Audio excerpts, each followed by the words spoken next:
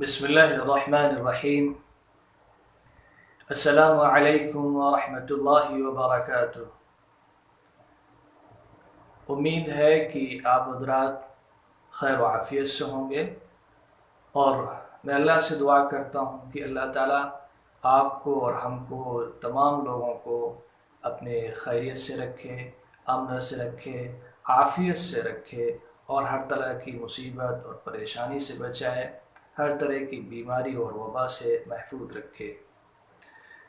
حضرات، corona virus کی وجہ سے پورے ملک میں لاک ڈاؤن ہے، مسجدیں بند ہیں، تمام قسم کی عبادت گاہیں بند ہیں، اور ابھی چوتھے مرحلے کا لاک ڈاؤن شروع ہو چکا ہے، جو 18 تاریخ سے شروع ہوگا اور مئی کے آخر تک چلے گا۔ اور اسی دوران عید بھی آ رہی ہے، تو عید کی نماز کیسے ادا کی جائے گی، یہ مسئلہ لوگوں کی طرف سے پوچھا جا رہا ہے کہ اب ظاہر سی بات ہے عیدگاہ تو بند رہے گی اور مساجد جیسے بند ہیں اس طریقے سے بند رہیں گی، تو لوگ ایک بات یہ پوچھ رہے ہیں کہ کیا عید کی نماز گھر میں ادا کی جا سکتی ہے؟ پہلا سوال یہ، اور اگر ادا کی جا سکتی ہے تو کیسے ادا کی جائے گی، اس کا طریقہ کیا ہوگا، اور کہاں نہیں ادا کی جا سکتی ہے اس کا طریقہ کیا ہوگا، اس کا بدل کیا ہوگا۔ ایک ایک چیز کا میں جواب آپ کے سامنے پیش کر رہا ہوں اور اسے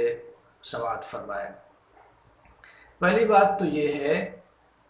کہ عید کی نماز گھر میں ادا کی جا سکتی ہے۔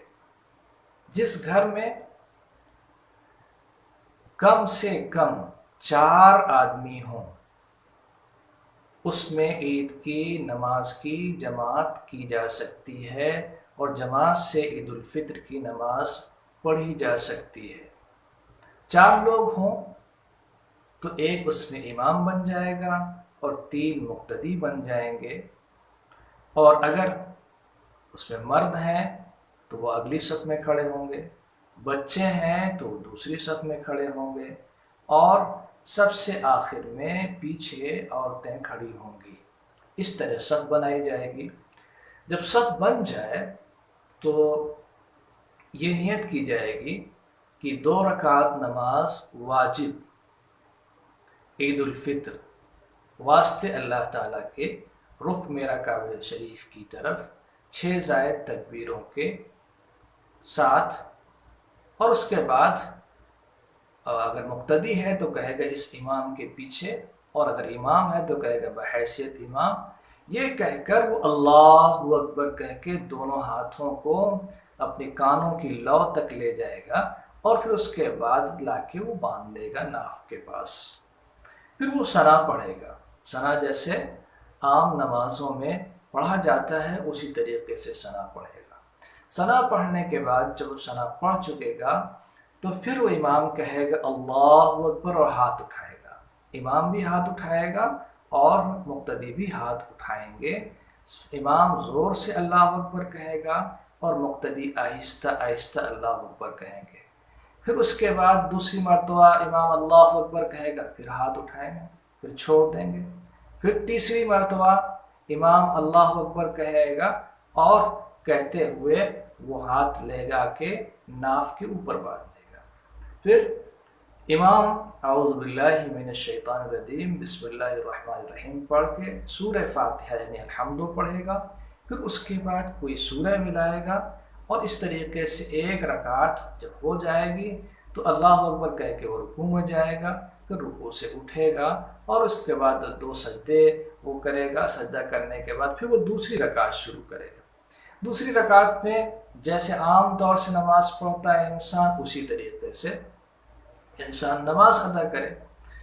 جب سورہ فاتحہ پڑھ چکے اور اس کے بعد کوئی سورہ ملا لے تو پھر وہ 3 تکبیر کہے گا، رکوع کرنے سے پہلے 3 تکبیر کہے گا، اور ہر تکبیر میں وہ ہاتھ اٹھائے گا، اللہ اکبر کہے گا، ہاتھ اٹھائے گا، نیچے چھوڑ دیا، پھر دوسری مرتبہ اللہ اکبر کہہ کے پھر وہ ہاتھ لے گیا، پھر چھوڑ دیا، پھر تیسری مرتبہ اللہ اکبر کہہ کے پھر ہاتھ چھوڑ دے گا، اور چوتھی بار وہ اللہ اکبر کہتے ہوئے رکوع میں چلا جائے گا۔ رکوع میں جیسے عام نمازوں میں پڑھتے ہیں اسی طریقے سے رکوع میں سبحان ربی العظیم پڑھے گا، پھر اس کے بعد رکوع سے کھڑا ہوگا، پھر سجدہ کرے گا تو جس طریقے سے عام نماز پڑھی جاتی ہے، اور اس کے بعد جو قاعدہ میں جو چیزیں پڑھی جاتی ہیں ان کو پڑھنے کے بعد وہ سلام پھیر دے گا۔ سلام پھیرنے کے بعد خطبے کا مرحلہ آتا ہے کہ خطبہ کیسے دیا جائے، کیونکہ عیدین کی نماز میں، عید الفطر اور عید الاضحیٰ کی نماز میں نماز پڑھنے کے بعد ایک خطبہ دیا جاتا ہے۔ خطبہ کا مطلب ہوتا ہے ایک تقریر کی جاتی ہے۔ اب عام طور سے لوگوں کو خطبہ یاد نہیں ہوتا، اگر کسی کو یاد ہے تو وہ خطبہ دے سکتا ہے، اگر کسی کے پاس کوئی کتاب ہے تو اس کو دیکھ کے دے سکتا ہے۔ دو خطبے ہوتے ہیں۔ اگر کسی کو کچھ بھی یاد بھی نہیں ہے اور کوئی کتاب بھی نہیں ہے تو وہ کھڑا ہوگا اور پہلے خطبے میں سورہ فاتحہ پڑھ دے، الحمدللہ رب العالمین، کیونکہ خطبے میں جو چیزیں ہیں اس میں ہے کہ اللہ کی تعریف ہونا چاہیے، اور الحمد شریف پڑھ کے وہ بیٹھ جائے۔ دوسرے خطبے میں پھر وہ کھڑا ہو اور وہ درود شریف پڑھ لے یا کوئی دعا پڑھ لے، اور جو عیدین میں تکبیرات پڑھی جاتی ہیں، اللہ اکبر لا الہ الا اللہ اللہ اکبر وللہ الحمد، اگر یاد ہے تو پڑھ لے، اور اگر یاد نہیں ہے تو وہ بھی نہ پڑھیں، تب بھی نماز ہو جائے گی۔ اس طریقے سے عید کی نماز اپنے گھر میں ادا کی جا سکتی ہے، اور بہت سے گھروں میں کی جا سکتی ہے، اور ایک گھر میں ایسا ممکن ہے کہ بغل سے بھی 2-4 لوگ آ کے شامل ہو سکتے ہیں جہاں پابندی نہیں ہے اور زیادہ بھیڑ نہ ہونے پائے۔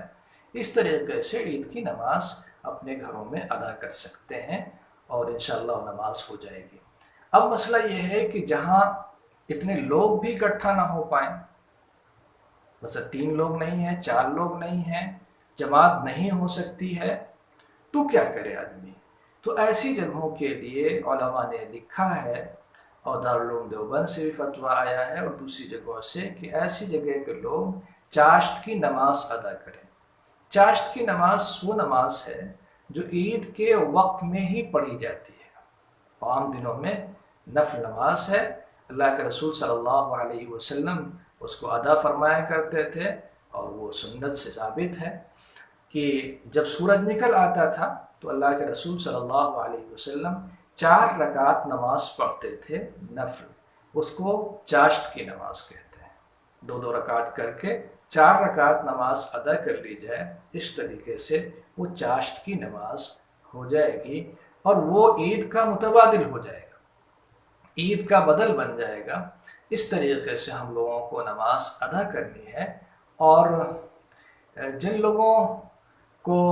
اور کوئی سسٹم نہ بن سکے کہ وہ اس طریقے سے بھی نہ پڑھ سکیں، اور وہ کوشش کریں کہ اپنے گھروں میں نفل ادا کریں اور اللہ سے دعا کریں، اور اللہ سے خاص طور سے یہ دعا کریں کہ اللہ تعالیٰ ان حالات کو ہم سے دور فرمائے، ہمارے گناہوں کو بخشے، اور بہت ہی خاموشی کے ساتھ، اور جو گائیڈ لائن دی گئی ہے لاک ڈاؤن میں رہنے کی، اس کے حساب سے بہت زیادہ لوگوں سے گلے ملنے کی کوشش نہ کریں، کیونکہ گلا ملنا اتنا ضروری نہیں ہے، کیونکہ مصافحہ کرنے کی کوشش نہ کریں، اور محدود پیمانے پر عید کو منائیں اور سادگی کے ساتھ منائیں۔ اللہ تعالیٰ قبول فرمائے گا۔ اللہ تعالیٰ ہمیں اور آپ کو سب کو عمل کی توفیق سے نوازیں۔